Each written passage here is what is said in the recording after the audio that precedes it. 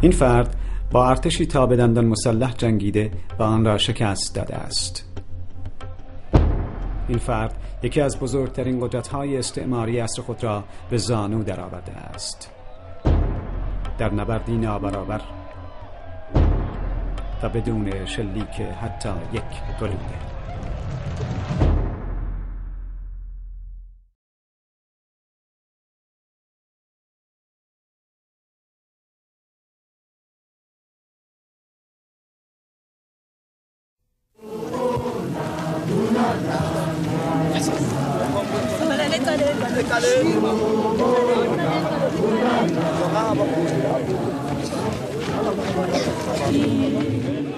در پایان هر هفته آنان قربانیان را دفن می‌کردند.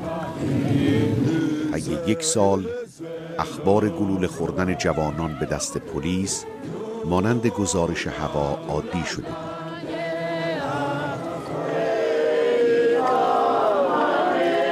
آن را قیام می‌خواندند. میلیون‌ها تن از سیاهان آفریقای جنوبی برای برابری و پایان دادن به تبعیض نژادی مبارزه خود را شدت بخشیده بودند.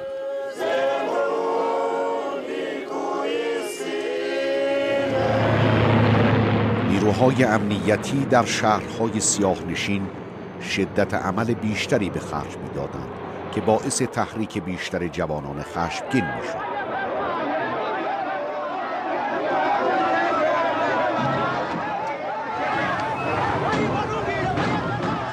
حتی تماشاچیان بیگناه نیز در جریان بروز خشونت‌های خونین گرفتار می‌شدند.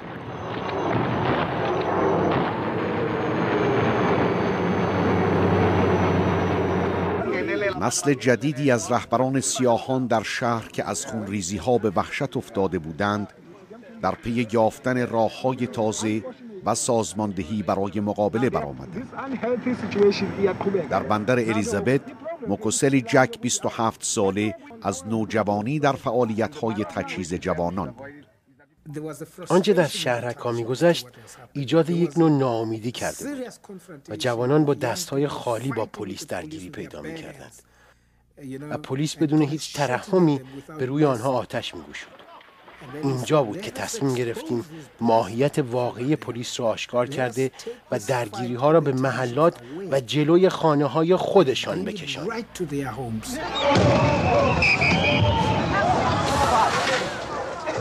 2 مایل دورتر سفیدپوستان بندر الیزابت از کشمکش بیخبر بودند. روزنامه‌های ارگان سفیدپوستان و تلویزیون دولتی درگیری‌های شهرک‌ها را گزارش نمی‌کردند، ولی عده‌ای از سفیدپوستان به نهضت ضد تبعیض نژادی پیوسته بودند. یکی از آنان، جنت چری، یک مددکار اجتماعی جوان و عضو کنگره ملی آفریقاییان بود. هدف کشاندن درگیری به مناطق سفید بود، نه به خاطر یک انگیزه نژادی، بلکه تنها در صورت بروز فشار و ضربه در خارج از شهرک‌ها دولت آسیب پذیر می‌شد. نهضت مبارزان سیاه در حال رشد بود. در سال 1983 اتحاد دموکراتیک پیشرو به عنوان یک چتر ملی شامل 600 گروه محلی، کلیسا، تیم‌های ورزشی و گروه‌های زنان تشکیل شد. در پی توسعه این نهضت، رشد هرچه بیشتر و بیشتر آن، نیروهای امنیتی برای سرکوبی آنها با مشکل بزرگتری روبرو شدند. زیرا اکنون مراکز بزرگتری از مقاومت در جامعه ایجاد شده و همه سعی داشتند در مبارزه برای کسب عدالت شریک شوند و به تدریج هر کس رول خود را یافت. در ماه می 1985 بسیاری از زنان با مراجعه به رهبران نهضت‌های سیاه پوستان در بندر الیزابت پیشنهاد تحریم فروشگاه‌های سفیدپوستان را کرد. چون این تحریمی در مسیر هدف مکوسلی جک برای در فشار قرار دادن سفیدپوستان مؤثر بود. اما آهنگ کنندگان تحریم فقط چند هفته فرصت داشتند که 500,000 تن از مردم را متقاعد سازند که فقط از داخل شهرک‌ها خریداری کنند. باید همه خریدهایشان را به شهرک‌ها منحصر کرده و مغازه‌داران سیاه نیز مقدار زیادی از احتیاجات اولیه را که لازمه یک تحریم و مبارزه طولانی بود انبار می‌کردند.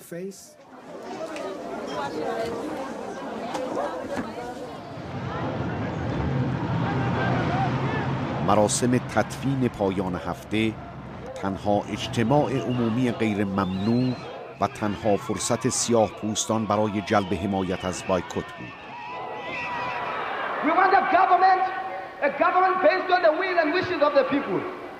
دو روز پیش از آغاز تحریم، مکوسلی جک سخنران اصلی اجتماع بود.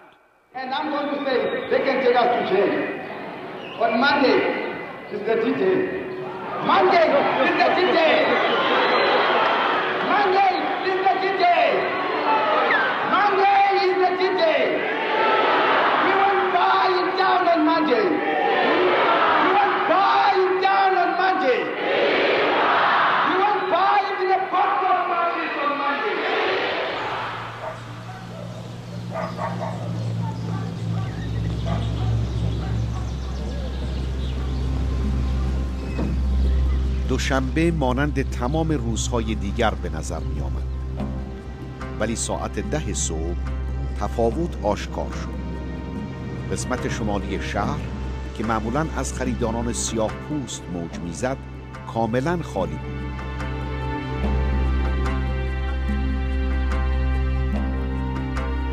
ناظران تحریم انجام 100% تحریم را گزارش کردند.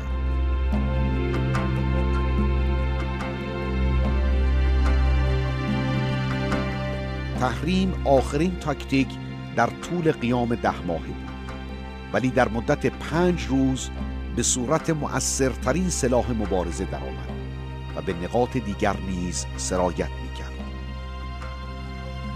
یک خطر جدی برای رژیم. این گونه اعمال بیش از این تحمل نخواهد شد. طبق لایحه 3 قانون حفظ امنیت عمومی، این دولت تصمیم به اعلام وضعیت اضطراری گرفته است. نواحی بندر الیزابت، آلبانی، یوتنهاگ، کراداک، بدفورد، سامرست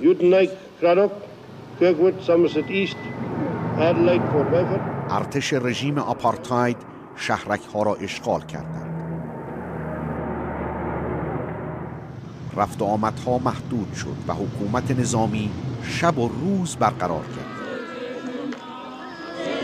صدها نفر دستگیر شدند. پسران جوان به خصوص هدف رفتار وحشیانه واقع شدند، ولی سرکوبی‌ها باعث از میان رفتن تحریم نشد.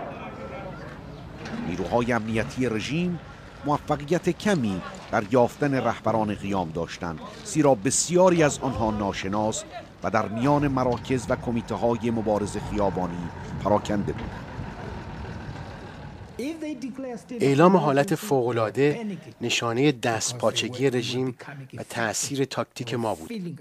آنها آمدن ما را احساس می‌کردند.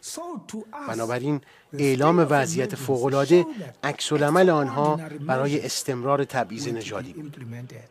و این مشخص می‌کرد که ما رژیم تبعیض نژادی را دچار بحران کردیم و فقط نیاز به فشار بیشتر و بیشتری بود و ما آماده بودیم. در همون 3 هفته اول فروشگاه‌ها شروع به تعطیل کردند. باور می‌کنید؟ این یک جشن آزادی بود. هر مغازه‌ای که تعطیل می‌شد ما جشن می‌گرفتیم. یکی دیگر و ما باز شکر می‌کردیم. مکوسلی جک برای جلوگیری از بازداشت پنهان شده و از خانه‌ای به خانه دیگر می‌رفت و در عین حال با کمیته تحریم مشورت می‌کرد. آنها شرایط دیگری به فهرست خواسته‌هایشان برای پایان دادن به تحریم اضافه کردند. ما خواسته‌های اساسی داشتیم و امروز اگر به آنها نگاه کنید خواسته‌های بسیار ساده‌ای بودند، مثل اجازه ورود به اماکن و تسهیلات عمومی، خروج نیروها از محلات سیاه‌نشین و پایان تبعیض در محل کار و غیره و خلاصه دسترسی به حقوقی که ما از آنها محروم بودیم. همچنین ما شرایط دیگری نیز داشتیم، نظیر آزادی نلسون ماندلا. ولی هر کس میشنید میگفت نه این غیر ممکن است، این شرط را فراموش کنید و ما را از تقاضای این شرط برحذر میکردند. ما انقدر صبر کردیم تا کارت به استخوانشان برسد، وگرنه فایده اعتصاب چه بود؟ منتظر موندیم، چون چیزی از دست نمیدادیم، ولی اونها هزاران هزار میباختند و سرانجام اتاق بازرگانی اعلام کرد مایل به مذاکره با ماست.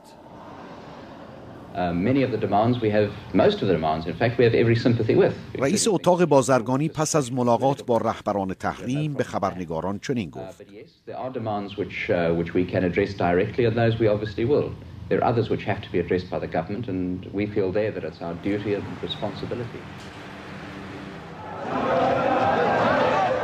جک که سالها مشهور به رهبری جوانان بود، اکنون به عنوان سخنگوی کمیته تحریم به صورت یک خطر جدی برای رژیم درآمده بود.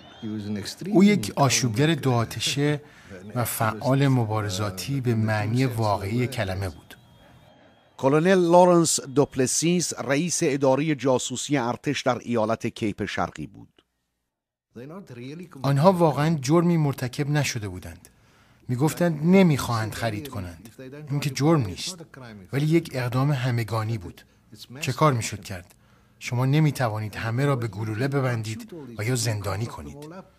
شیوه خیلی موثری بود. گاندی آن را ابداع کرد. مبارزه منفی. هنگامی که نیروهای امنیتی از عدم خاتمه تحریم مطلع شدند، دست به اقدام زدند. در شب 2 اوت، جک و رهبران تحریم دستگیر و به زندان سنت آلبان برده شدند.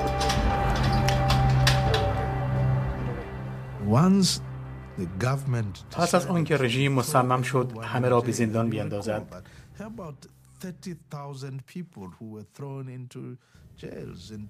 بیاد دارم که در سال 1985 به عنوان حالت فوق‌العاده حدود 30,000 نفر را به زندان انداخت و هنگامی که سران قیام را بازداشت کرد، هرچه بیشتر به بحران و وخامت اوضاع افزود.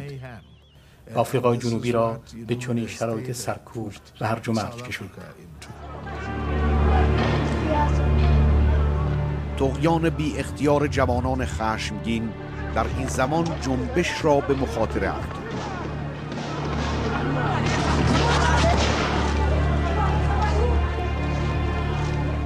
از میان کسانی که شهامت هشدار چنین خطری را داشتند، باید اسقف دزموند توتو را نام برد. Why must we discredit our cause by using methods which, if they were used against us, we would oppose? And you and I must be those who will walk with heads held high. We will say we used methods which can stand the scrutiny, the harsh scrutiny of history. با رسیدن سپتامبر، مغازه‌داران بندر الیزابت وضع بسیار وخیمی داشتند و با باقی ماندن جک و یارانش در زندان، رژیم از مذاکراتی که میتوانست به تحریم پایان بخشد جلوگیری میکرد. جک به طور ناگهانی دوستانی میان سفیدپوستان پیدا کرد. کار به جایی رسید که تجار معتبر سفیدپوست به دنبال این کسانی میگشتند که به عنوان اوباش و قاتل معرفی شده بودند.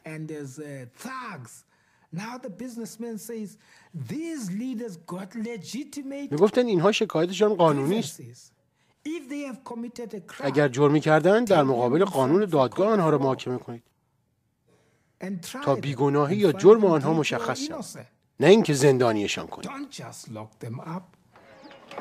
تحریم وارد 4مین ماه خود شد. هزاران تن از سیاهان هر روز بر سر کار خود در فروشگاه‌های سفیدپوستان حاضر می‌شدند، ولی چیزی نمی‌خریدند.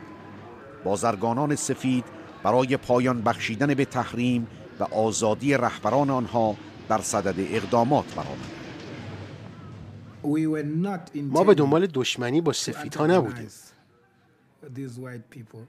فقط می‌خواستیم که حرفمان را به کرسی بنشانیم. و وقتی که به تحریم پایان دادیم به 2 هدف رسیدیم. فشار بر سیاهان برای سرپیچی از تحریم و برای خرید کریسمس زیاد بود و ممکن بود در اتحاد ایجاد شکاف شود. بنابراین با 1 تیر 2 نشان زدیم.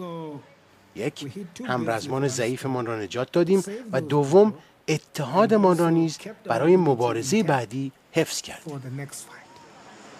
با آغاز گفتگو با رهبران کمیته تحریم، اوضاع کریسمس نیز به حال عادی بازگشت. جک و یارانش با تعیین 31 مارس به عنوان ضرب الاجل خواستار انجام شرایطشان شدند. در غیر آن صورت تحریم دوباره برقرار می‌گردید.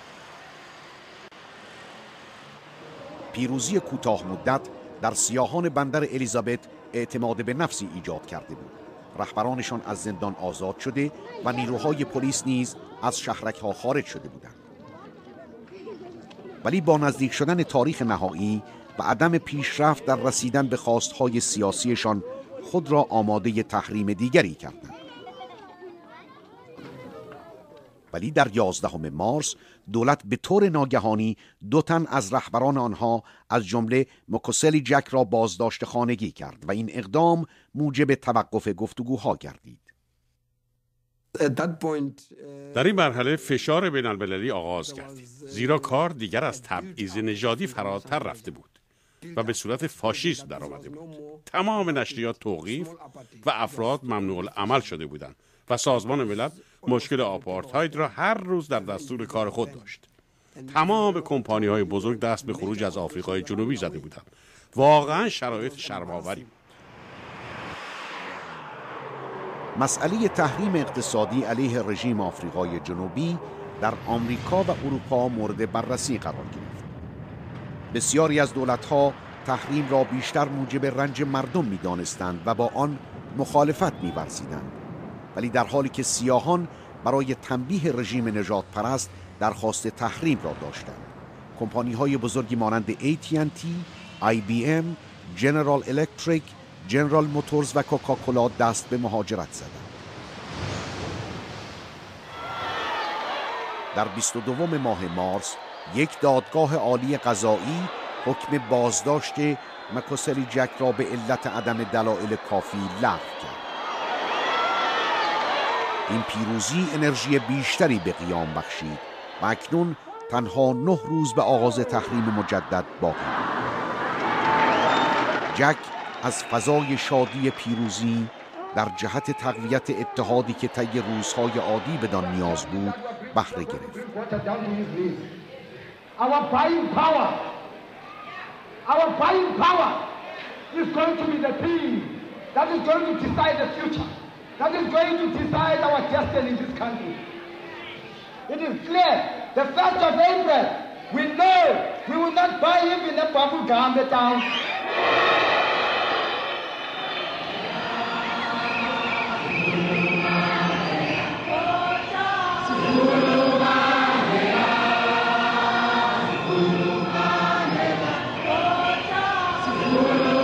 تحریم مجدداً برقرار شد و به مدت 9 هفته ادامه یافت و آنگاه یک شوک ناگهانی.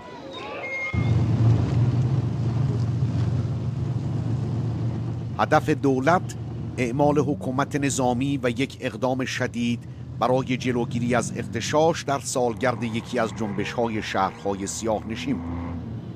پلیس ساعتها دفاتر رهبران شهری، کلیساها، اتحادیه‌ها و دفاتر UDF را مورد هجوم قرار دادند و به دستگیری و توقیف مدارک پرداختند.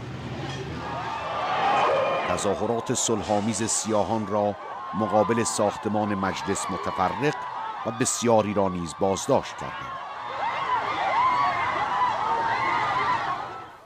16 ساعت بعد پرزیدنت بوتا طی نطقی در پارلمان ضمن استناد به گزارش‌های محرمانه به تهدید قریب الوقوع انقلاب مسلحانه توسط اعضای ANC و حزب کمونیست اشاره کرد. Are controlled by a power clique which is typical of Marxist regimes and which is interested only in a violent takeover of power.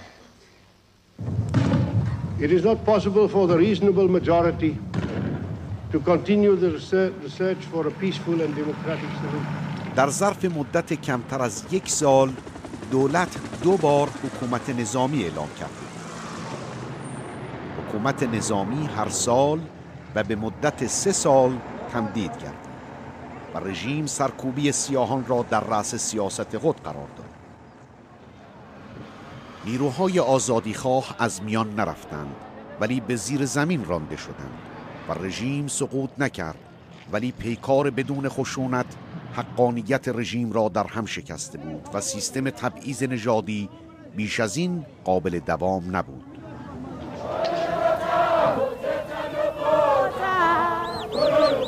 قدرت به سازمان‌ها و جوامع سیاه منتقل گردید و مرگ تبعیض نژادی امری اجتناب ناپذیر بود. در این مرحله دیگر مخالفت عمده‌ای علیه استفاده از خشونت وجود نداشت و بسیاری واقف بودند که سازمان ANC مبارزات مسلحانه آغاز کرده بودند. ولی علیرغم اینها و در واقع فعالیت‌های UDF در جوشش همگانی بود که منجر به تحولات در آفریقای جنوبی و نهایتاً فشار بر رژیم برای انجام دگرگونی‌ها گردید. منظورم کشاندن رژیم به مرحله تنگنا و بنبستی بود که دیگر توان واکنش را از آن سلب کرد. The eyes of the world are presently focused on all South Africans. P.W. بوتا ناچار به استعفا شد و F.W. de Klerk به ریاست جمهوری رسید. دکلرک بلافاصله تمام سازمان‌های سیاسی را آزاد کرد و فرمان آزادی نلسون ماندلا را پس از 27 سال اسارت صادر نمود. نلسون ماندلا با خودداری از محکوم ساختن مبارزه مسلحانه دوران زندانش را طولانی تر کرده بود و در این مدت انفعال و بی‌ارادگی که منجر به ادامه آپارتاید شده بود با روح و اعتماد ناشی از جامعه مدنی ناپدید گشت. تا آنجایی که من شاهد بودم مبارزه مسلحانه ثمری به بار نیاورد و در حقیقت این مردم بودند که دگرگونی را به ثمر رساندند و فشار خارجی بود که مؤثر واقع شد. نهایتاً همه دریافتند که آن شرایط نمیتوانست ادامه یابد و به همین دلیل نیز دکلرک دست به اقداماتی زد که شاهدان بودیم.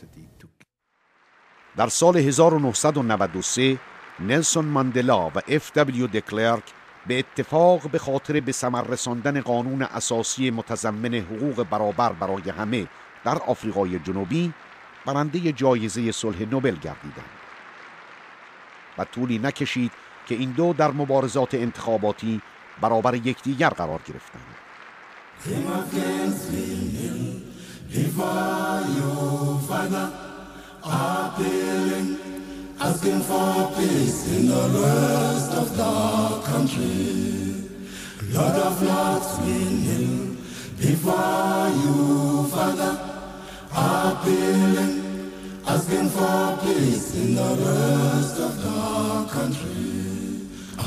هیچ یک از آنها و پدران و اجدادشان هرگز در طول عمرشان رأی نداده بودند.